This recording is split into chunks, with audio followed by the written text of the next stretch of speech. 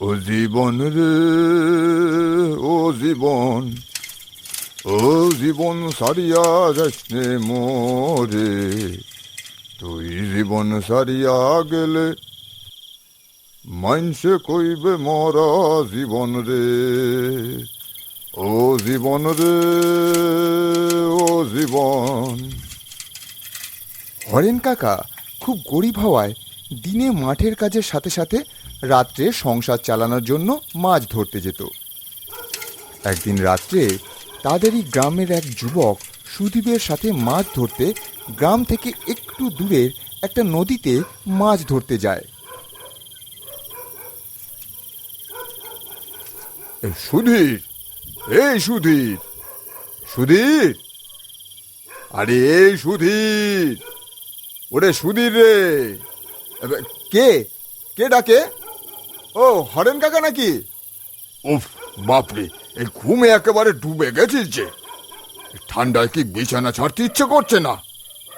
বলি কটা বাজে, ঘড়িটা একবার দেখ।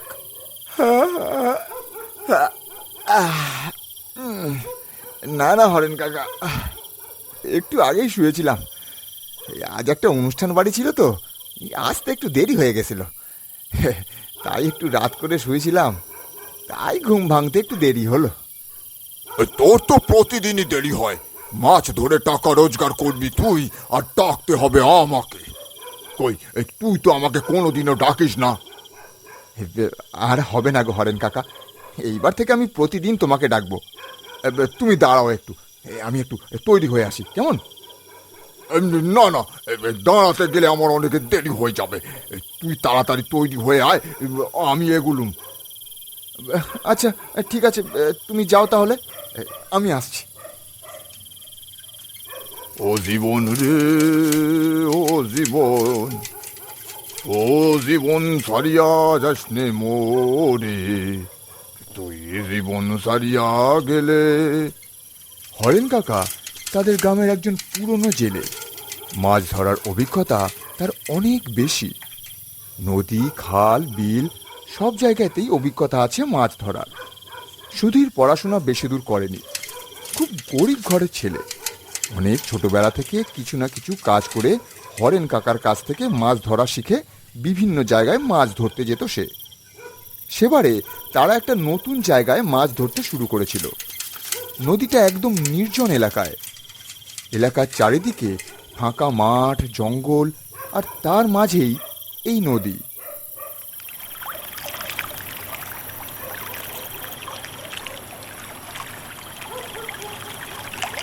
জীবন রে, ও জীবন, ওরে বাবা, এ তো দেখি অবস্থা একেবারেই খারাপ।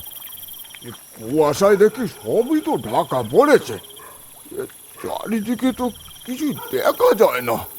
না, একেবারেই দেরি করে লাভ নেই। চাই, চলে নেমে পড়ি গিয়ে। উফ, ওরে বাবারে, এ তো চল না।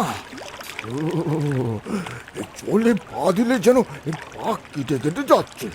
কিন্তু এতদিন আসছি, এত ঠান্ডা তো আগে কোনোদিনও দেখিনি।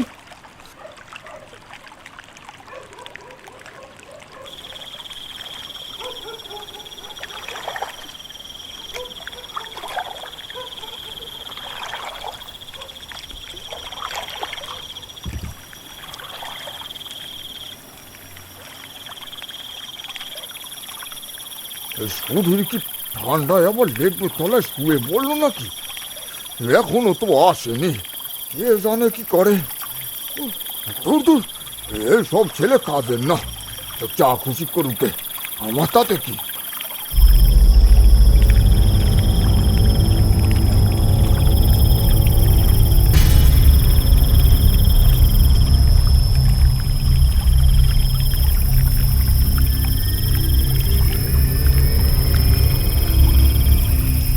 হরেন নদীতে বেশ অনেকক্ষণ ধরে একা একা মাছ ধরছে। এদিকে সুধীর সত্যি সত্যি ঘরে ঢুকে আবার ঘুমিয়ে পড়েছিল। শীতকালের রাত, প্রচণ্ড ঠান্ডায় চোখ থেকে ঘুম আর ছাড় ছিল না। ভেবেছিল হরেন কাকা যখন চলে গেছে তখন না হয় আরেকটু ঘুমিয়ে নি, তারপর উঠে যাচ্ছে। কিন্তু অল্প কিছুক্ষণের জন্য বিছানায় শুয়ে তার ঘুম আর ভাঙেনি। 1 থেকে 2 ঘন্টা পার হয়ে গেছে, তাও সে ঘুম থেকে উঠতে পারছে না।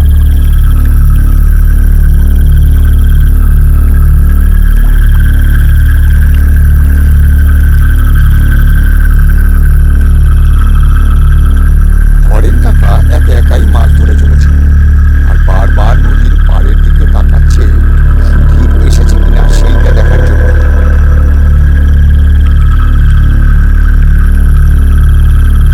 ঘন কুয়াশায় নদীর মাঝখান থেকে নদীর পাড়টা স্পষ্টভাবে দেখা যাচ্ছে না।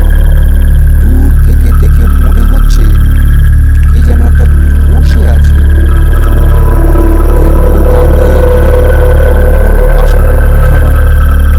ওটা নিশ্চয় সুধীরই হবে।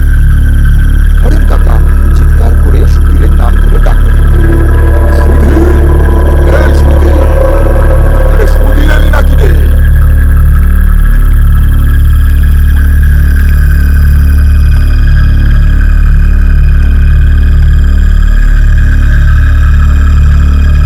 অনেক ডাকাডাকির পরেও কোনো সাড়া পাওয়া যায় না, একেবারে নিস্তব্ধ।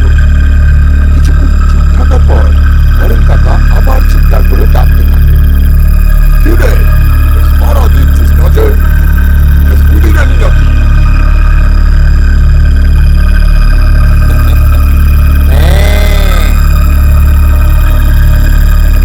গলার স্বরটা কেমন যেন লাগ। ঠান্ডা লেগে গলার স্বর বলতে গেলে যেমন হয় ঠিক তেমনি। একটু আগে হরেন কাকা সুধীরের সাথে কথা বলে সুধীরের গলার স্বর ছিল না। এখন হঠাৎ তার গলার স্বর এমন লাগছে কেন? নাকি সুধীর, নাকি হরেন কাকার মনে এত সন্দেহ হয়। সেইবার পুকুরের পাড়ের দিকে আস্তে আস্তে এগিয়ে যায়।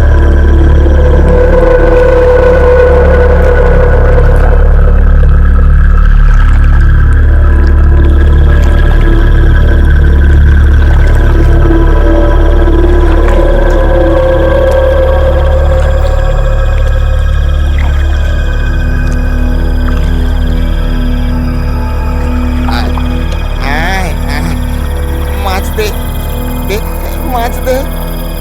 কাকা দেখতে পায় বিকৃত চেহারা কেউ একটা পাড়ে বসে আছে। এটা মানুষ হতে পারে না, তার উপর বলছে মাছ দে। এইটা এটা ভূত, ভূত। বাপরে, এখন কি করি? করি আমি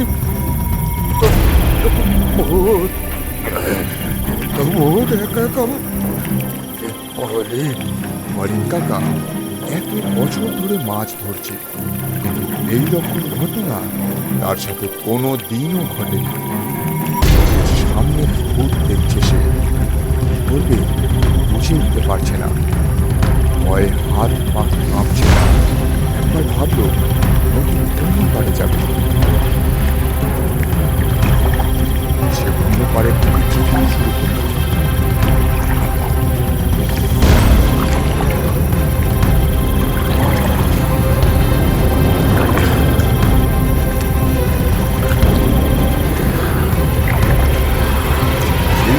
পাড়ের দিকে এগিয়ে গেল, নিমিষের মধ্যে সেই ভূতটাও অন্য পাড়ে পৌঁছে গেল।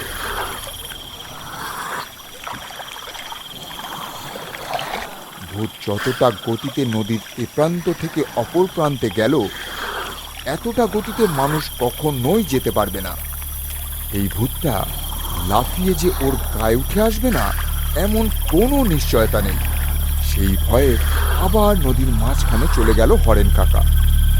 আয় না, হ্যাঁ হ্যাঁ হ্যাঁ হ্যাঁ হ্যাঁ, বাড়ি আয়, মাছ দে, আমায় মাছ দে, মাছ দে।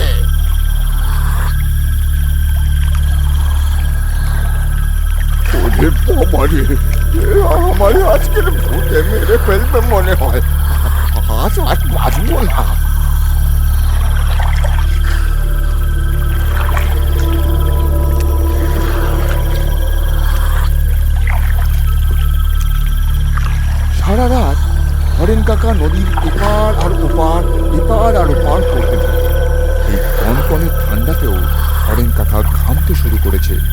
তার প্রাণটা যেন একেবারে শুকিয়ে আসছিল ভয়ে, মৃত্যুর ভয়ে। এইভাবে কেটে যায় প্রায় সারাটা রাত।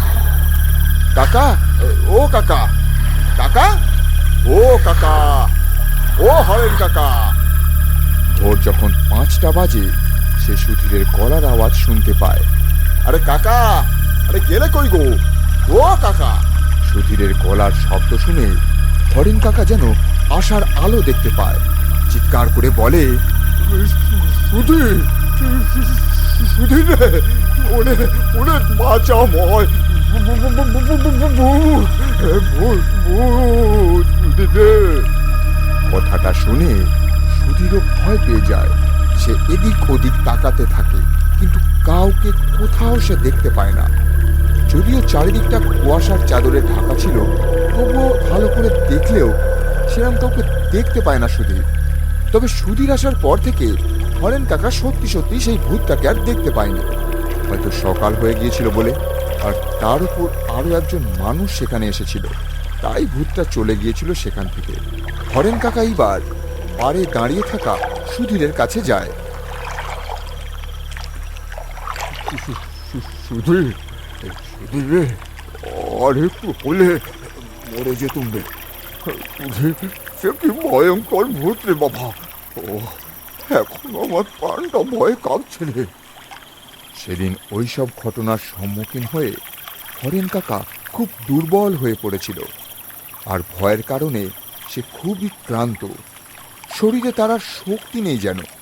সুধীর কাকাকে নিয়ে বাড়ি পৌঁছে দেয়। তারপর থেকে সেই নদীতে হরেন কাকা আর সুধীর কোনো দিনও মাছ ধরতে যায়নি। তারা অন্য জায়গায় যেত, কিন্তু ওই নদীতে আর আসেনি। এরপর থেকে হরেন কাকা আর সুধীর কখনো আর রাতে মাছ ধরতে যায় না।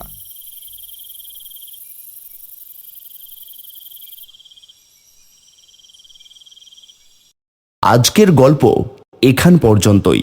পরবর্তী গল্প নিয়ে খুব শীঘ্রই ফিরে আসছি। এখনো অবধি যারা সাবস্ক্রাইব করেননি তারা এক্ষুনি সাবস্ক্রাইব করে নিন। নতুন নতুন ভয়ানক ভূতের গল্পের জন্য কাকতাড়ুয়া অ্যানিমেশন স্টুডিও এই চ্যানেলটিকে সাবস্ক্রাইব করে রাখুন। সুস্থ থাকুন, ভালো থাকুন, সদা সর্বদা পাশে থাকুন।